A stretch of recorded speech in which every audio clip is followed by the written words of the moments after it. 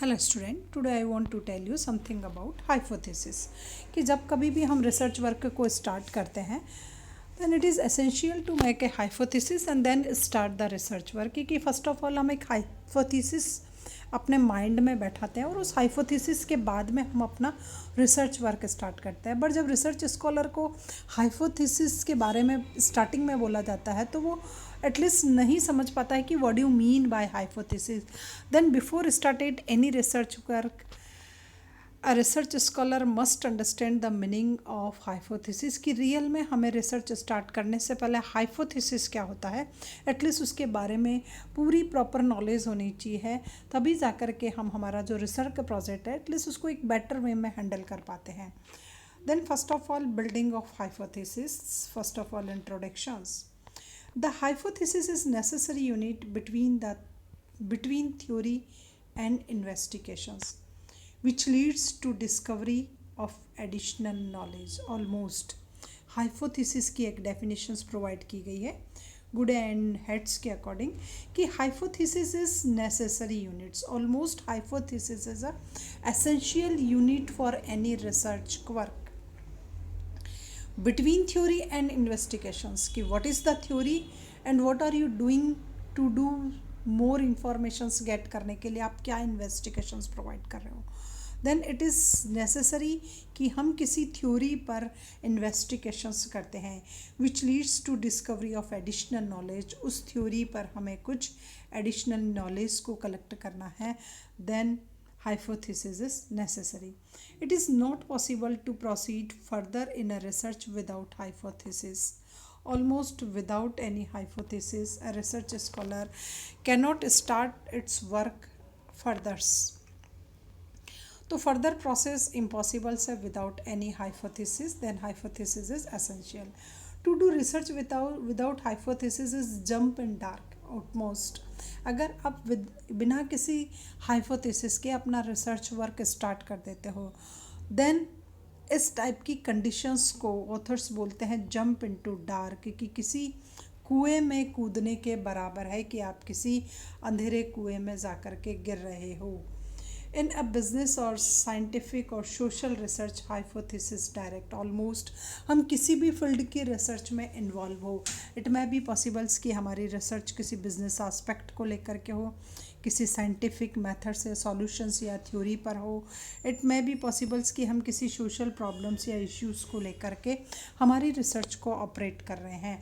Then hypothesis is necessary because hypothesis is direct control and help in conducting the research. Hypothesis हमारी research को direct करती है, उसको एक डायरेक्शन प्रोवाइड करती है कि हमें किस डायरेक्शन में रिसर्च वर्क को करना है।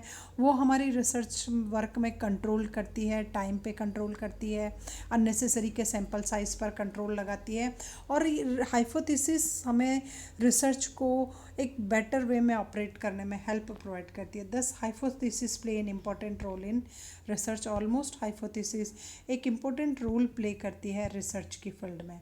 Then meaning and definition of hypothesis.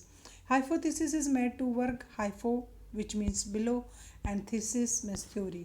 It means what is below the theory कि इस theory के नीचे क्या है, इस theory के आगे क्या है, इस theory के पीछे क्या है, इस theory के ऊपर क्या है। It means all around the theory क्या क्या possibility है एटलीस्ट उनको developed करना, वही हमारा hypothesis का meaning है।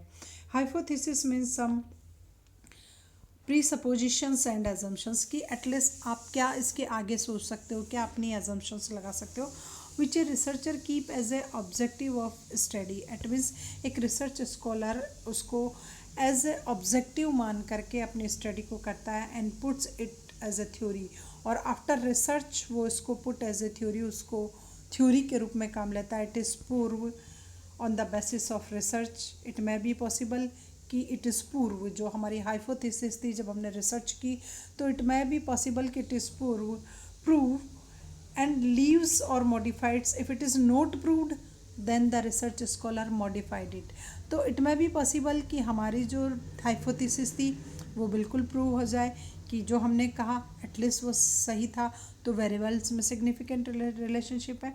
If our hypothesis is not proved then modified it, clarify it and leaves it and made another hypothesis.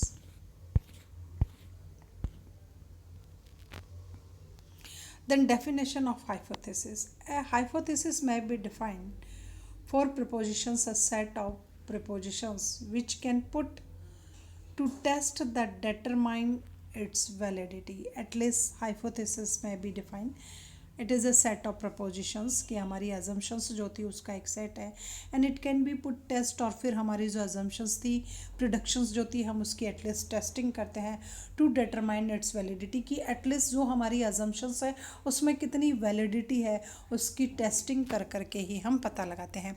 A research hypothesis is a predictor statement. Almost it is a predictor statement है hypothesis की, कि हम ऐसा assume करते हैं कि it may be possible, ये relationship होगी.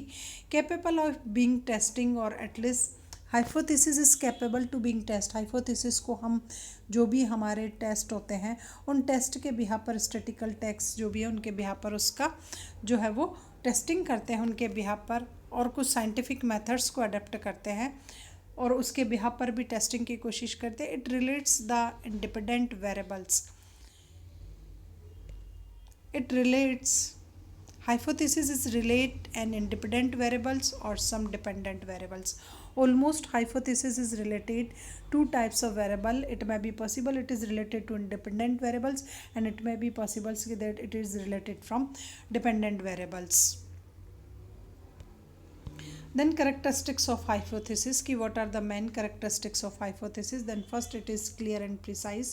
Almost hypothesis simple clear language में होनी चाहिए, which can easily understand to anyone, जिसको हर कोई आसानी से समझ सकता हो कि what is your hypothesis and what you want to prove it. Capable being tested, और सम टाइप्स के टेस्ट हम उस पर इम्पोज कर सकें और टेस्ट के बिहाफ पर उसकी वैलिडिटी को प्रूव कर सकते हैं कि उस पर आप किसी भी प्रकार के स्टैटिकल टूल्स को यूज़ कर सकते हो. It should be state relationship between variables. Almost hypothesis की जो रिलेशनशिप है वो आपके जो रिसर्च के वेरिएबल्स हैं, कंपोनेंट्स हैं, एटलीस्ट उनसे उसकी लिंक होनी चाहिए. उन वेरिएबल्स को कहीं ना कहीं आप हाइपोथेसिस में यूज़ करते हो. Limited in scope and specific. Almost hypothesis एक लिमिटेड एरिया तक की स्पेसिफिक सेक्टर्स या स्कोप को इंक्लूड करते हुए हाइपोथेसिस को आप फॉर्मुलेट करोगे. It should be state in most of possibles manners. Almost जो पॉसिबल्स मैनर्स हैं, पॉजिटिविटी है, एटलीस्ट उसी मैनर में हम हाइपोथेसिस को एटलीस्ट डिक्लेयर करेंगे. Hypothesis should be consist of with most known facts. Almost जो भी आपके रिसर्च के मोस्ट नॉन फैक्ट्स हैं एटलीस्ट वो हाइपोथेसिस में इंक्लूड होना कंपलसरी है. It may B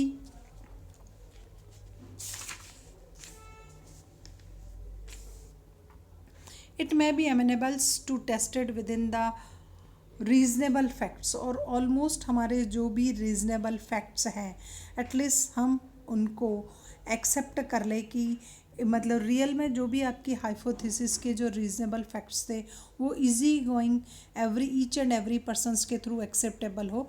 hypothesis should not be directive types. Almost it is not be directive types के आपको ऑर्डर दे कि टू फॉलो इट, इस स्टाइल की हाइपोथेसिस जो है वो प्रिपेयर नहीं करनी चाहिए. It should not be affected by the values और प्री डिटरमाइंड प्रिंसिपल्स. और जो आपके जो प्री डिटरमाइंड प्रिंसिपल्स थे जिनको आपने पहले से एज्यूम कर लिया उनसे आपकी हाइपोथेसिस अफेक्टेड नहीं होनी चाहिए. Then types of hypothesis.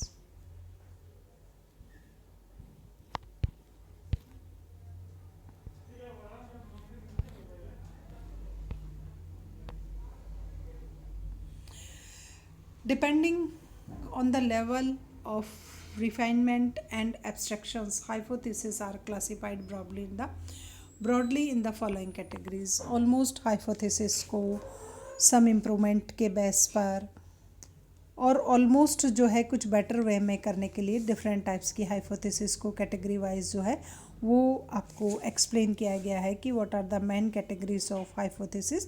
Then there are two types of hypothesis is available. First of all crude hypothesis and second refined hypothesis. There are two types of hypothesis. First है कि what do you mean by crude hypothesis? Then a crude hypothesis is a low level of abstractions.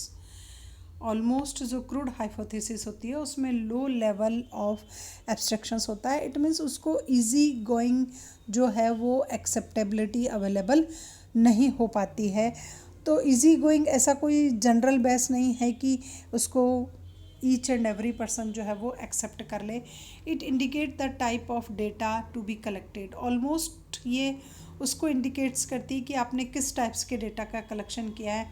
And it does not lead hire theoretical research. और इसकी जो relationship होती है ये higher theoretical research में इसका यूटिलाइजेशन नहीं होता है इन ए नेचर ऑफ लॉ और थ्योरी. ऑलमोस्ट जो है इसको हम in the nature of law और थ्योरी में एटलीस्ट उसको हम हायर रिसर्च के लिए यूज़ नहीं करते हैं. Then refined hypothesis is more significant in research. Almost ये बहुत पावरफुल है, स्ट्रॉन्ग है, उसको यूज़ किया जाता है. It's degree and significance depend upon the level of abstractions. Almost इसका भी जो डिग्री है और इसका जो सिग्निफिकेंस का लेवल है it is depend upon the almost जो ओपिनियन है, जनरल ओपिनियन है, एटलीस्ट उस पर डिपेंड करता है. Then there is another types of hypothesis which is known the null hypothesis.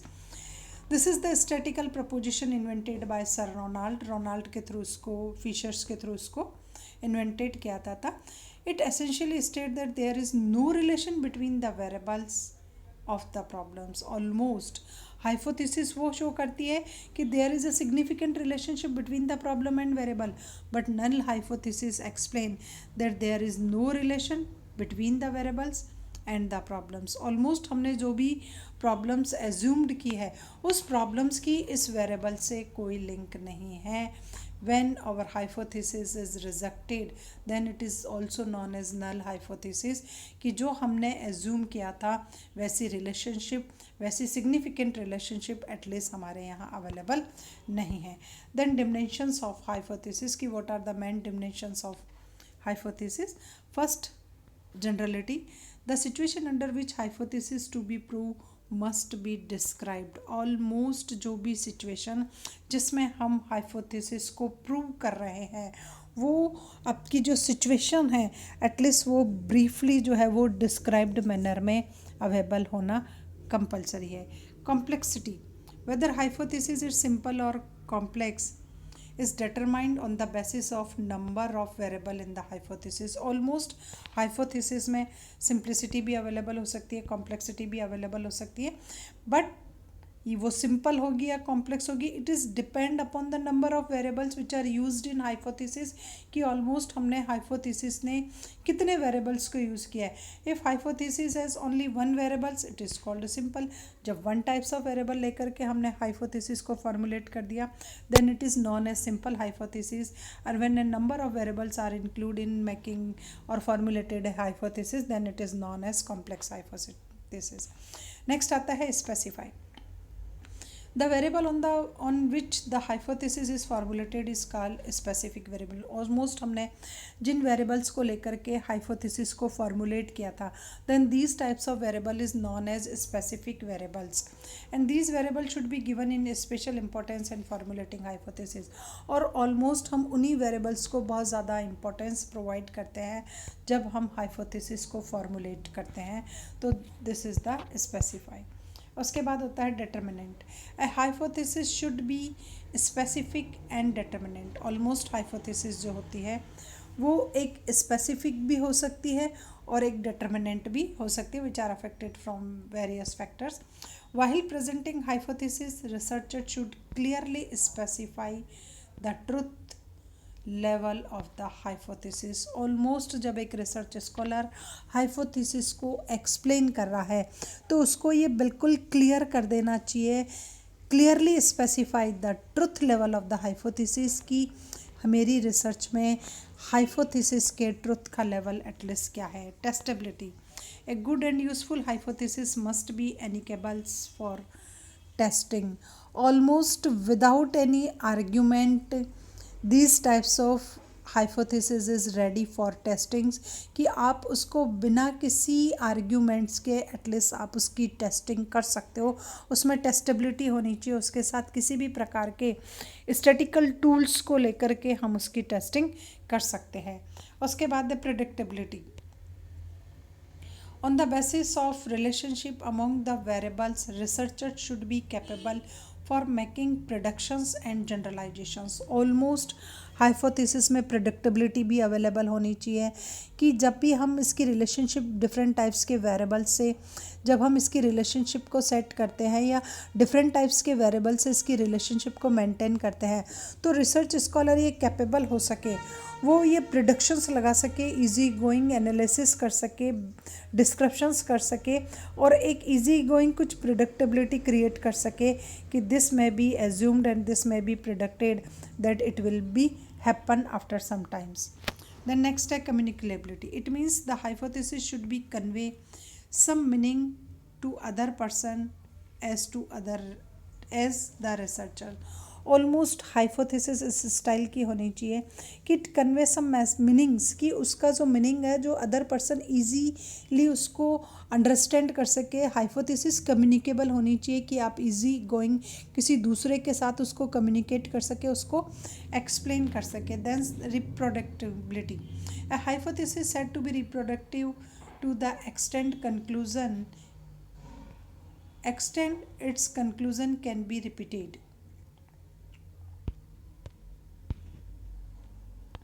It's conclusion can be repeated. तो हाइपोथेसिस में रिप्रोडक्टिबिलिटी अवेलेबल होनी चाहिए. Reproductive means to extend its conclusion. It means इसके जो कंक्लूजन है उनकी, उसका लेंथ, उसका एरिया, उसका साइज़ जो है वो मतलब कुछ रिपीटेड मैनर्स में वो कंक्लूजन्स को बार बार एक्सप्लेन करें कि इट मे बी पॉसिबल इस के अकॉर्डिंग या इस ओपिनियन के अकॉर्डिंग या जैसे. देन लास्ट आता है reliability. Hypothesis should be such that it can be tested on the basis of available facts. Almost उसकी रिलायबिलिटी को चेक करने के लिए जो भी फैक्ट्स और डेटाज अवेलेबल है उसके बिहाफ पर हम उसकी टेस्टिंग कर सकें. Then formulation of hypothesis.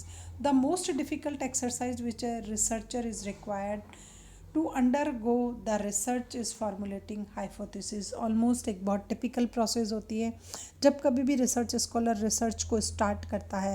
Then formulation of hypothesis is a typical task.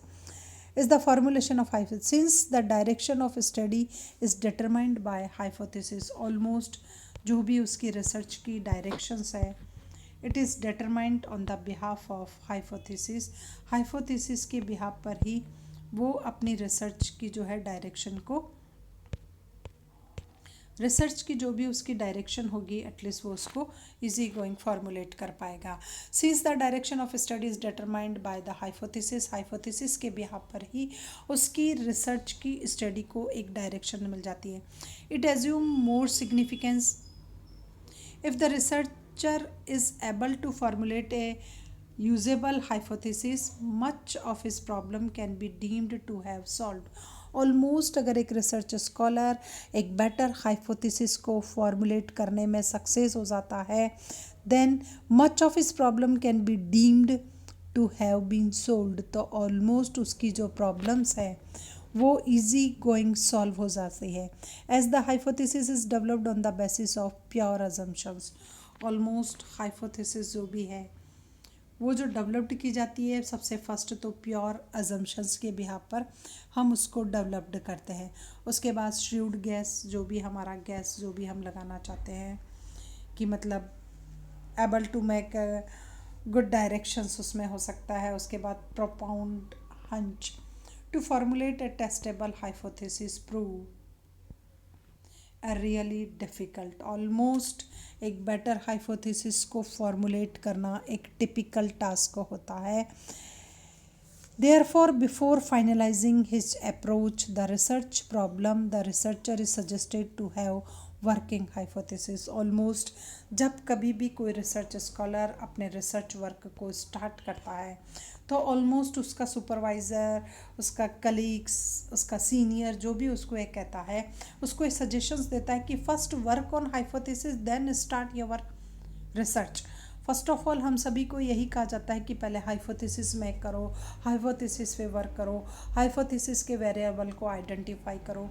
तो फर्स्ट ऑफ ऑल यही है कि हमें हाइपोथेसिस पर वर्क हमारा करना स्टार्ट करना चाहिए before started our research work. Without working on hypothesis the researcher would be find carrying study difficult almost without hypothesis पर वर्क किए बिना।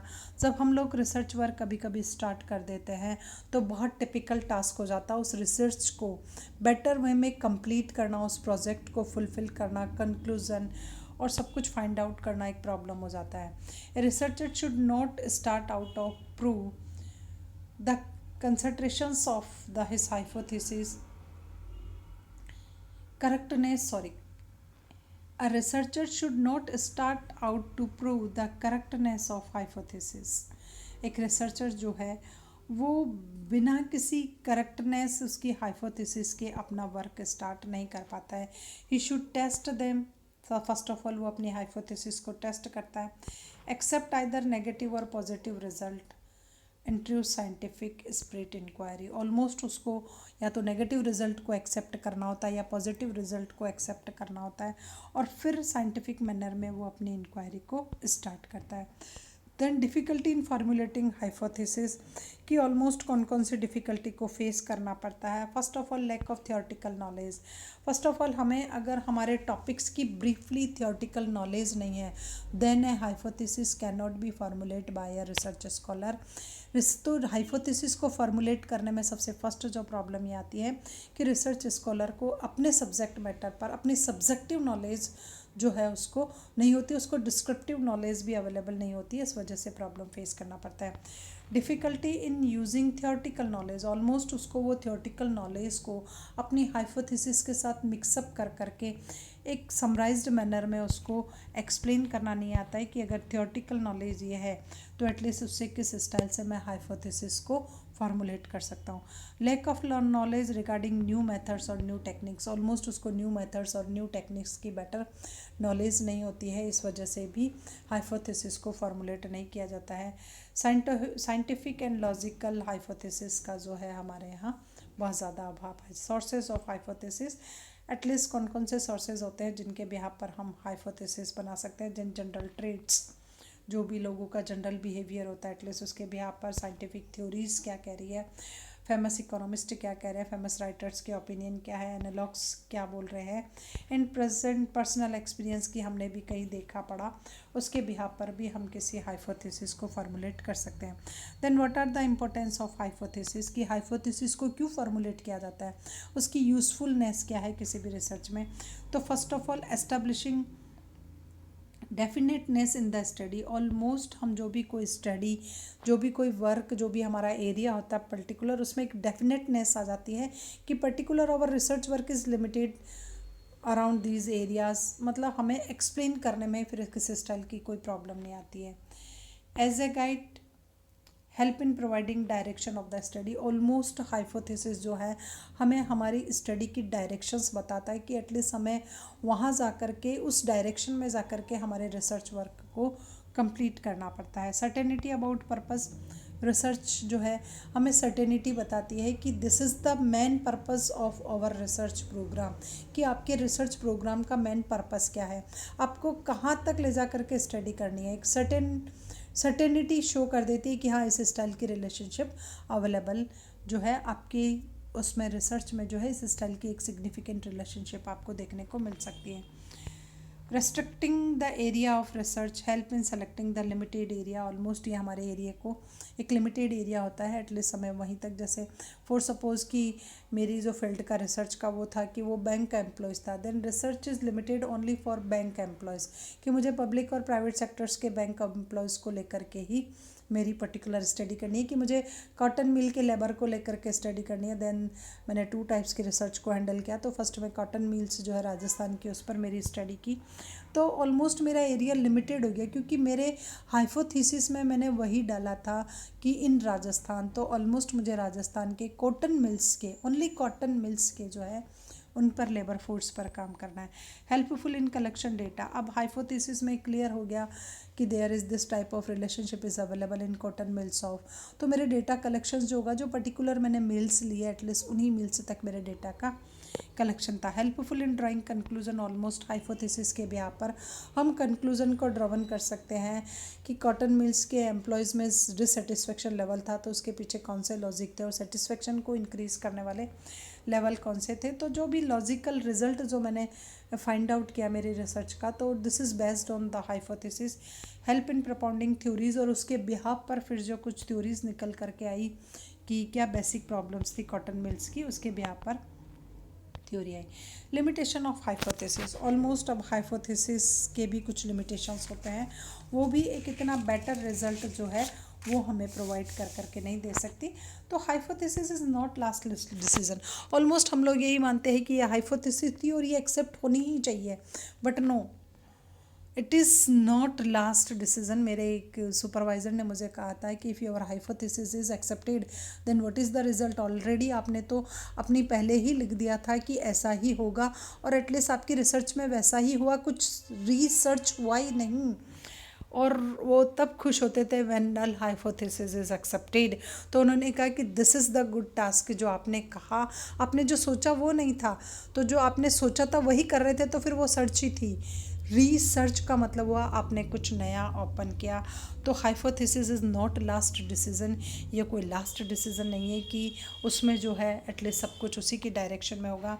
Many times researchers make frequent changes in hypothesis suit them himself. Almost researcher क्या करते हैं, hypothesis में change कर दे, desirable changes जो उनको सूटेबल होते हैं, उनकी फील्ड के अकॉर्डिंग होते हैं, इजी गोइंग होते हैं, जो वेरिएबल्स की लिंक उनको इजी गोइंग मिल जाती है, जहाँ से इंफॉर्मेशंस एटलीस्ट उसी के अकॉर्डिंग हाइपोथेसिस चेंज हो जाती है।